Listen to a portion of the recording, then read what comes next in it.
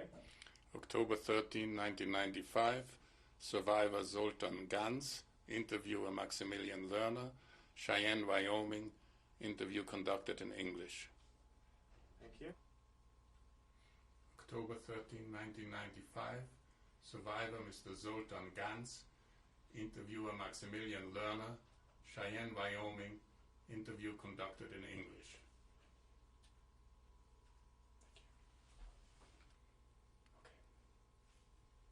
Ready?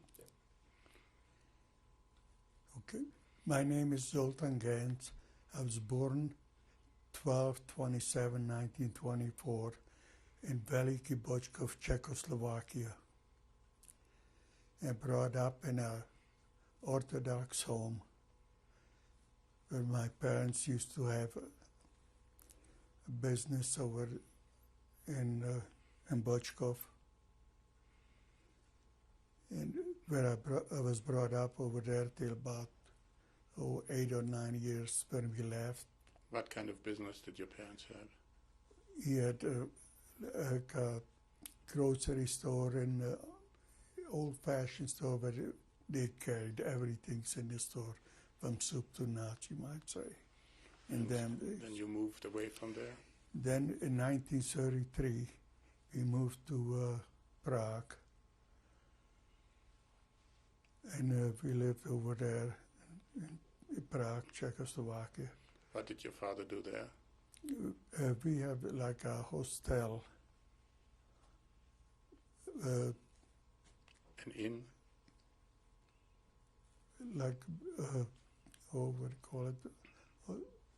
Bed and breakfast? Bed and breakfast. And then later on, he also became a mashgiach. He was a mashgiach in a butcher, kosher butcher shop. And you went to school in Prague? I went to school in Prague and till when first I went into, I was in a Jewish school, not necessarily a cheder, I was a regular Jewish school. Then later on I went into the regular school, that's a Czech school. How many children did your parents have? We were six brothers and sisters. One brother, myself, and 4 sisters. And all of us, my brother was studying, went to school over there for a dental technician. He was over there. My sisters and I, we were all at home at that time. And going to school? We went to school over there in Prague. Now, what happened after the Nazis arrived in March of 1939? Well, after the Nazis arrived to Prague, Czechoslovakia, then my parents, the first thing was about a few months later, the Germans came and arrested my parents. They put them in jail. My mother spent about 2 months in prison in Pankraz, Prague. And my dad spent about 4 months in Pankraz, Prague, where he was also beaten pretty much over there. And after they let him out, it was in 1940, 39, later 39. And then they told him he should go home and pack and be ready because he's going to be deported to Poland. And meantime, we managed somehow to arrange to leave Czechoslovakia and go to Hungary.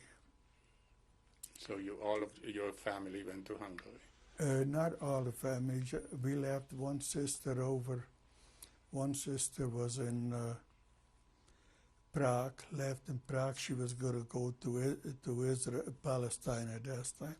And before then, my brother went to Palestine in 1938. So there were 4 left? before this. And afterward, my sister left in 1939, in sometime October, I think, to go to Palestine. She spent about 6 months on the ocean at that time, plus some time in the camp in Palestine. Now, you went to So we went to Hungary. Where to? We went to Szevlus, or Nagyszülés. Szevlus is in Czech and Nagyszülés is in Hungarian. At one time it was Czech and then later on became Hungary. So I spent over when was there that, in 1939 or 1940? in 1940, Early. 1940, about January, February 1940. And what did you do there? Over there we lived with my sister. She had a home over there, a house over there. She was married. She was married, and her husband was working in a leather factory over there. So later on, about a year and a half later, I went on to Budapest. Now, during that time, you could live a normal life in Hungary? Pretty much normal life. And there were no German troops? There were no German troops. And the Hungarians left you alone? They're pretty much alone, yeah. We went from my parents and my sister, Helen. She stayed back in Nagyszülés. I was the only one that's left for Budapest. And I lived over there. What did you do in Budapest? I worked in a little factory making some plastic, not sort of a plastic, for covering wine bottles and perfume bottles. This was 1942? That was in 1942. You were 18? At this time I was not quite 18, 17. 17 till about, till the Germans came in 1944. So you worked in Budapest for two years? I worked in Budapest for 2 years. And you could live normally in Budapest? Yeah, I lived pretty much normally until the Germans came in. When the Germans came in, then I quit this job and I went to work in a factory where they make leather, which was for military uniforms. Military not for equipment. shoes and things like that. So I wouldn't be drafted so fast in so they would let me go. And that was the Germans came into Budapest on March 15th, 1944. 1944, and by May of 1944, May 15th of 1944, I was drafted to go to a labor camp. Did you have to wear a Jewish star? Or yeah. When did that start? That started soon after the Germans came in, maybe a week or so later, 1944. They had to go from then on, and I didn't wear a Jewish star till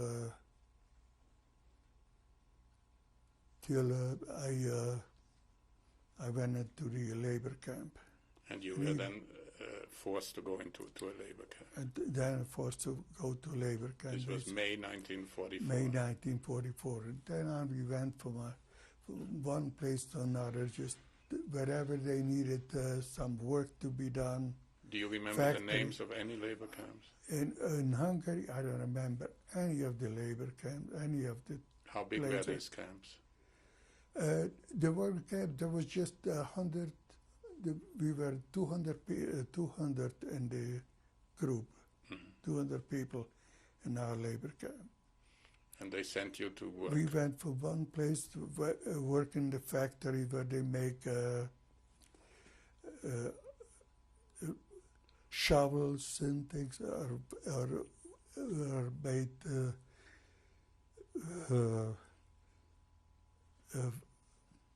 lumberyard working. So you were sent from one From factory to one another as a factory, labor group. Labor group, it's 200 As of you, us. you were 200 all young Yeah, men. all young men, all the same age. Yeah, All the around same 20, age, 18 years old and 20 years. 18, 20 something. Yes. All of us. So we went from Were one. you, during that time, were you under guard? Yeah, we were under the Hungarian guard. Did you get enough to eat? And never enough, but we got some food. It wasn't, at that time, wasn't from the beginning, it wasn't too bad. Then in 19... Did you get paid for your labor? No, we never got paid, nothing. You were always under guard. Yeah, we Yeah. were always Where under did you guard. sleep?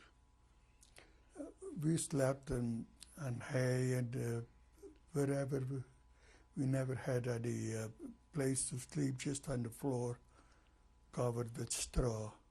That's all there was. And you went from factory to factory? We as went the- from factory to factory, and in June of 1944, later part of June, they took us to Budapest, and they're going to have us work over there. Now, during that time, do you know what happened to your parents? My dad was died in December 1943, November, December 1943, and my mother How and did he my die? sister. I think for sure I don't know. I think might have had appendix but for sure I'm not sure if that's what it was. And your mother and sister? My mother and sister and my brother-in-law, they were still in Budapest. He was working the same factory as I was working, a leather factory. But he was a professional. They needed him bad over there. So they never bothered him to take him, to send him to a camp, because they knew the work he was doing over there. And your mother and sister? My mother and sister, they were arranged for them to hide. They were in hiding with In Budapest? in Budapest with a co-worker of my brother-in-law. And my brother offered them money for it and gold. But how it come about, for sure, I don't know, but the guy that was hiding him, the co-worker, the same guy, somehow he found the gold, as my brother-in-law had, hidden in the factory. And so he took it. After he got to the gold, he turned in my mother and my sister to the Germans. They no sooner found us about it, turned them into the Germans, so they took them right away, sent them to Auschwitz. Do you know what happened to them? My mother, I know what happened to them. My mother was in the 57, 56, 57 by that time. So I know what happened. She was very sick, asthma.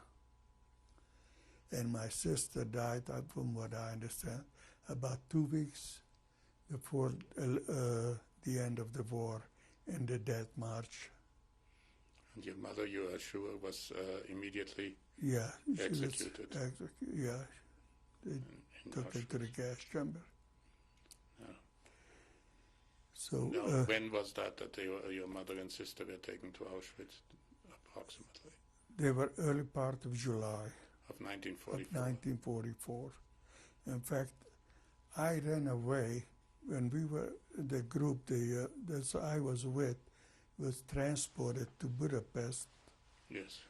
and we were at the train station to take us back to from where we came, the camp we came for. I ran away from, it was air raid, and everybody was running for cover, so I figured I had a best chance take off and go see my brother-in-law, which I did. Go to the factory, and I saw my brother-in-law, and he even gave me some money. So I have some pocket money.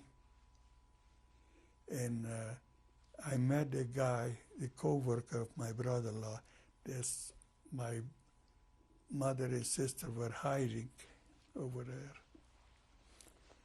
So, and I wanted to go with him to see my mother and sister, but he said, no, it's going to be too dangerous for me to go because the uniform, the clothes I had on would give me away. So I didn't want to jeopardize my sister and my mother, so I said, I better go back to the train station. So by the time I got back to the train station, the train that my group was on, they left already. They left to go back to the camp. So come to behold, there were 6 of us, did the same thing. 5 beside me. And we were over by the train station, and there were the military police. They came over and they asked us for papers. Said, well, what are we doing over here? So we told them there was the air raid, and we were hiding. And when we came back, the train was gone. So they took us into a prison in Budapest. The prisons, one of the worst prisons in Budapest, is called the Maria Theresia prison. Mm-hmm. Every morning they used to have execution of Hungarian officers, majors, generals, you name it. Every single morning there were execution. We were there for about 7 to 10 days in the prison. But they asked where we came from, what group we were in. We didn't want to tell them. We didn't tell them. So they just kept taking us from place to place. There were 6 of us with 4 guards. Every day on the train we were traveling. And during the daytime we traveled by train. At night they used to take us off and put us in jail, because they didn't know if we were going to run away or... So every single night they used to take us off from the train and took us to jail, and next morning used to take off again and travel some more. They finally found out as to where we belong, and they took us back over there. By the time we got over there, they told them that we were all executed. So we came back and ended up back again the same place we started. This was in the summer of 44? That was in the summer of 44. Later on, they took a group of 12 of us, and they sent us to a place where we were unloading flour all day long. From trucks? For the military. From trucks? What? Trucks? No, from trains. From trains? From railroad cars, all right. From trains.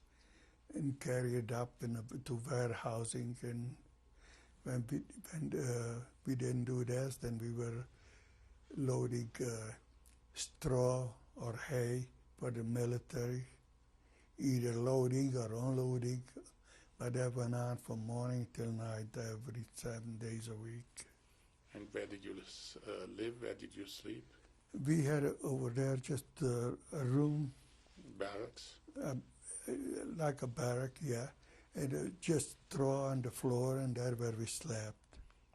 And as There's far as 12 going, taking the bath, there was a river nearby. Even the winter, cold as could be, there where we were washing ourselves in the river. No, this was not far from Budapest.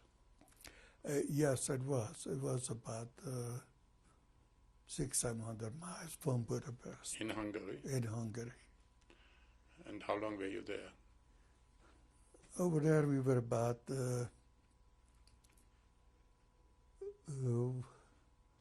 3 months, 3 months. till about November November 44. November 44. Then what happened? And then November 44, they took us into another somewhere else to work from there. And come to the whole, it was later part of November. Now, all the time you were, there were Hungarian guards. All the time it was Hungarians at that time. Then they took us to a place where they had also digging ditches and things like this. But pretty soon somebody come up with the idea, heard this, the Swedish government was issuing citizenship for Jewish people. In Budapest.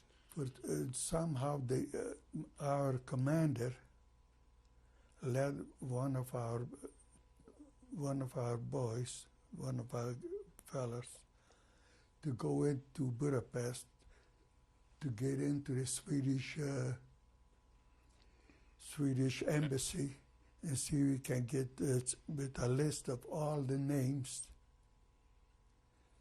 all the 200 people that we were there, to get American, Swedish citizenship. And they gave us. Everybody had a Swedish citizenship paper. How did the Hungarian soldiers treat you during the time that you were in? At that time, at the beginning, it wasn't too bad. The Hungarians were not. Yeah, at the beginning, it wasn't too bad. But then later on, when we went to Budapest for this American Swedish citizenship, we were supposed to get it in a housing Swedish area where it's away from the Germans, couldn't reach us. By the time we got over there, they said, that's a big hoax. They said the German didn't fall for it anymore. They wouldn't have anything. So pretty soon they rounded us up again. So your Swedish papers didn't do you any good? Didn't do us any good. So they took us some other place, marches from Budapest, I would say about 100 miles away, maybe 150. We were marching during the daytime every day until we got to a certain place near Sopron. Mm-hmm. And they were working over there in the stone mine. And you worked in a mine? I didn't.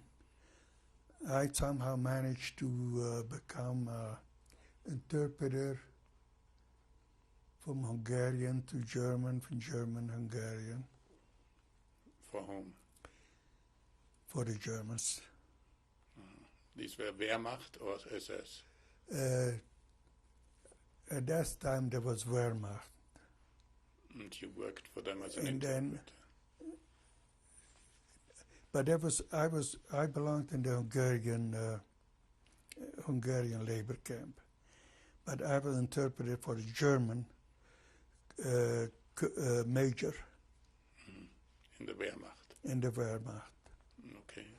And then later on, I also was, they sent out the people, the 200 people, sent out to do some work. They had to move factories like from Budapest into Austria. Yes, from because Hungary, the Russians were coming. so they had to clean the road from snow. It was falling, so they were doing the work. And I was just an interpreter with then the SA, German, Border Patrol. Mm-hmm. And when at one occasion that the Hungarian representative came over to the German major and asked him for people to come clean the road for him so they can move the trucks. This was November 44? That was already December 44. of 1944. And they were moving factories Factories toward from Germany Hungary to Austria because the Russian troops were advancing. were heading. Yes. So that was already pretty much in December of 1944. So the German was asking for